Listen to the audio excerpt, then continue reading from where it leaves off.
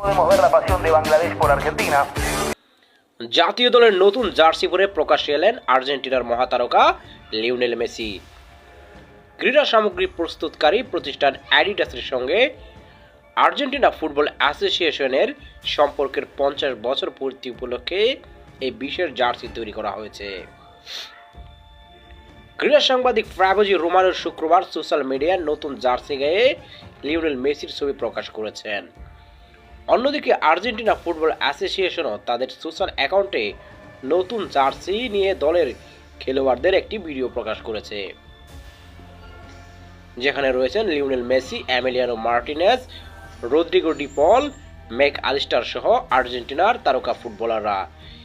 সেই ভিডিওর 48-49তম সেকেন্ডে দেখা যায় দেওয়ালে ঝুলানো একটি টিভিতে বিশ্বকাপের সময় বাংলাদেশের সমর্থকদের উন্মাদনার ভিডিও, যে ভিডিওতে রয়েছে বাংলাদেশের একটি স্থানে বড় স্ক্রিন বসিয়ে আর্জেন্টিনার গোল উদযাপন করছেন হাজার হাজার বাংলাদেশি আর্জেন্টাইন সমর্থক।